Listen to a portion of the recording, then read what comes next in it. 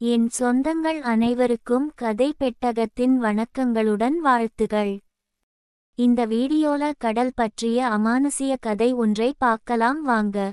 ஒரு கடற்கரை கிராமம். அந்த ஊர்ல ஒரு எச்சரிக்கை இருந்தது. பௌர்ணமி நாளுல கடல் கேள்வி கேட்கும், பதில் தெரியாதவங்க திரும்ப வரமாட்டாங்க. அதை எல்லாரும் மூடநம்பிக்கைன்னு நினைச்சாங்க. ஆனா மாறன் மட்டும் அப்படி நினைக்கல. அவன் புத்திசாலி, பயமில்லாதவன், கடலை நம்புறவன்.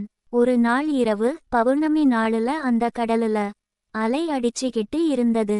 மாறன் கடலுக்குள்ள போக தயாரானான். அவனோட படகு மெல்ல மெல்ல கடலோட ஆழத்துக்கு போச்சு. திடீர்னு அலை சத்தம் நின்னுடுச்சு. புயலுக்கு முன்னாடி வர்றா அமைதி மாதிரி. கடல் சத்தமே இல்ல, இருள் சூழ்ந்துச்சு. அந்த அமைதியும் இருட்டும் மாறனுக்கு பயத்தை உருவாக்கியது. அப்போதான் கடலுக்குள்ள ஒரு ஒளி வந்துச்சு. அது மீன் இல்ல, படகு விளக்கு இல்ல, அது இயற்கை இல்ல. மாறன் வலை போடல, அந்த ஒளியையே கவனிச்சான். அது அவனை ஒரு திசையில இழுத்தது. மூடுபனிய கிழிச்சுக்கிட்டு ஒரு பழைய கடற்கரை விளக்கு கோபுரம். யாருக்கும் தெரியாதது, மாறன் கண்ணுக்கு தெரிஞ்சது. இது வரைபடத்துல இல்லையே. மாறன் நடுங்கினான். அந்த நேரம் கடல்குரல் சொன்னது, நீ புத்திசாலி, அதனாலதான் இங்க வந்திருக்க. அந்த கடல் குரல் ஒரு கேள்வி கேட்டது, நான் மனிதர்களை ஏன் மூழ்கடிக்கிறேன்? மாறன் பயந்தான், ஆனா பயத்த காட்டிக்கல. அவன் யோசிச்சான். அப்ப கடல் கிட்ட மாறன் சொன்னான், நீ மூழ்கடிக்கல, நாங்களே பேராசையோட உன் எல்லையை மீறுறோம். நீ எச்சரிக்கைதான் தர்ற. ஒரு நிமிஷம் அமைதி. கடல் சிரிச்சது. சரியான பதில், ஆனா முழுமையில்லை.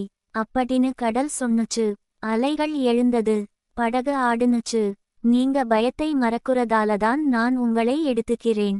மாறன் பயத்துல கத்தினான். அப்போ கடல் சொன்னது, நீ பயந்தே வந்தவன், அதனாலதான் நீ திரும்ப போக போற. ஒரே அலை. கண் மூடினான் மாறன். கண் திறந்தப்போ காலை, கடற்கரை, படகு பாதுகாப்பா இருந்துச்சு. மாறன் கையில ஒரு கடல் சங்கு. அதுல எழுதப்பட்டிருந்தது, பயத்தை மதிக்கிறவன் எப்பவும் புத்திசாலி. கடல் கொடூரமில்லை, அது ஒரு தேர்வு. பயத்தை உணர்ந்தவங்கதான் உயிரோட திரும்புறாங்க.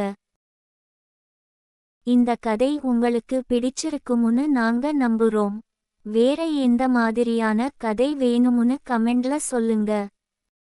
இந்த கதை பிடிச்சிருந்தா ஒரு லைக் பண்ணிட்டு சப்ஸ்கிரைப் பண்ணுங்க. இன்னொரு கதையில சந்திக்கலாம்.